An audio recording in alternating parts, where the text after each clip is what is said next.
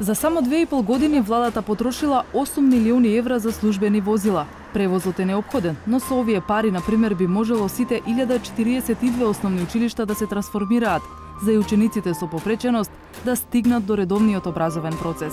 Секој родител сака детето да му посетува редовна настава. Новата министерка за образование на еднаквоста гледа како приоритет број 1. Наша врвна цел е обезбедување на инклузивно образование кое е пристапно за сите деца. Инклузија значи вклучување на сите деца во редовна настава, преку пристапни училишта, прилагодени учебници и технологија, како и образовни асистенти за оние што имаат потреба. Престои многу работа. Вака изгледа единствениот светол пример во државава. Дел од старите објекти пак се прилагодуваат партизански. Може ли сите училишта да се трансформираат? Секако, доколку има средства, зошто да не? Парите за инклузивно образование ги изеде корона кризата. Ке се најдат ли нови и кога? Двојно повеќе деца отколку што може да прими, сакаат да учат во новото основно училиште Киро Глигоров во Скопски Капиштец. Освен што се мириса на ново, се внимавало и објектот да биде пристапен за сите ученици. Значи, како што може да видите самите дека овие плочки се противклизни, водено е и сметка за тоа да нема скали каде што ќе има подигнување нели на екстремитетите за да може да се влезе во училиштето. Од подземната гаража до секој кат има лифт. Како што може да видите, поставени се и држачи за да може лицата со попреченост. Тоалетите се со соодветна ширина и држачи, а и чешмите се отвораат без посебен напор. Потемните плочки кои водат до секоја училница се патеки за лесно движење на учениците со попречен вид. Училиштето почна со работа минатата учебна година, а веќе од оваа, 3 ученици со попреченост се запишани во редовна настава. Целиот објект кошта околу 5 милиона и 500 илјади евра. Значи, од прилика негде општината потроши околу 10 милиона денари за целата инклузија. Ниту едно друго државно училиште нема вакви услови. Иако во нив, на ниво на целата држава, настава следат вкупно 273 ученици со попреченост. Родителите и децата се задоволни со многу поскромни обиди. Позитивно искуство има 8 оделенката Дени Жерновска, ученичка во Гоце Делчев во Скопски центар.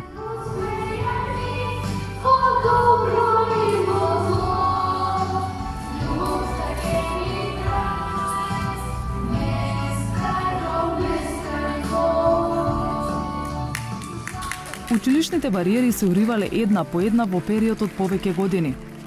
До трето учела на првиот кат, а потоа е вграден лифт за да може класот заедно со Дени да се префрли погоре. Почетокот на новата учебна година Дени со семејството го чека надвор од Скопје, а нејзиниот татко вели дека физичката пристапност е само првиот неопходен елемент. Како втор елемент би го кажал значи едукацијата на наставниот кадар, едноставно првенствено можеби преку курсеви, преку некои тренинзи на постојниот кадар кој што е денеска во училиштата, во средните и во основните, но и од она што ја го знам дека и во на факултетите каде што се едуцираат, нели, тој наставен кадар, многу малку е застапена работа со ученици со посебни потреби. Третиот елемент би поменен, нели, би бил обезбедување на образовни или лични асистенти, кој што е проблем во моментот, мада мора да се каже дека во последните години и самата држава и општините работат на тоа да тоа се подобри. Училиштата се под ингеренции на општините, но градоначалниците велат дека без помош од владата промени се речиси невозможни. До сега пак речиси секоја посериозна интервенција во училиштата широм државата е направена со странска донација.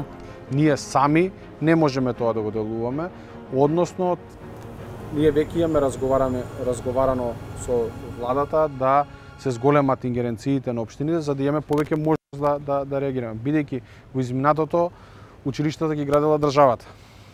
Со дел направена децентрализација припаѓаат под самите општини. Тоа значи дека треба да ни се зголемат одредени средства, треба да ни се зголемат проценти на данок кои што ги прибираме, за да ние може да ја постигнеме. Вака имаме ситуација каде што од прилика се носи одреден закон, одредени правила на игра, ама не ти се даваат доволно можности. Инклузивното образование е ставка во буџетот која ја изеде корона кризата.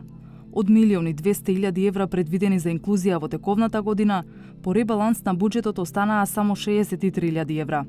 Според информациите од МОН, средствата биле предвидени првенствено за обезбедување образовни асистенти. Други планови за инклузија нема во буџетот за годинава.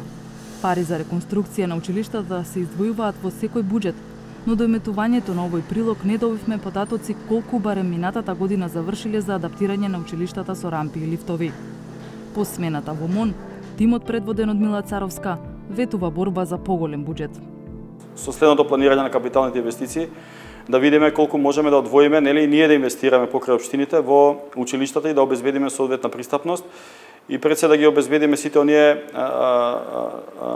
книги и онлайн алатки да бидат пристапни и за децата со попреченост. Значи, колку и да чини, ние мораме да го спроведеме тоа. Тимот на Царовска до крајот на годинава сака да ја стандардизира и услугата образовен асистент. Од и досега тие има ангажман само во текот на учебната година. Тоа ќе може да биде на ниво на вработување во самото училиште, но како што кажав, ако дефинираме цена, значи самото училиште или МОН ќе може да објави повик и да ја купи услугата, да кажеме, од граѓанска организација или здружение на родители кои што во себе ќе има вработени образовни асистенти, а само ќе се плати часот на услугата. Кога Македонија ќе може да се пофали со инклузивно образование? Па ја не би прогнозирал, но приоритетот на новата министерка за образование и наука како прва точка е инклузивното образование. Според проценките на засегнатите семејства, за едно училиште на 3 ката да се трансформира во пристапно со лифт, неколку рампи, тоалети и посебни соби за одмор, потребни се околу 70.000 евра. Во земјава има 1042 основни училишта. За сите да се адаптираат според посочената пресметка, потребни се онолку пари колку што владата потрошила за набавка на службени возила за 2,5 години. Пари има и од други ставки. Само прашање што е приоритет.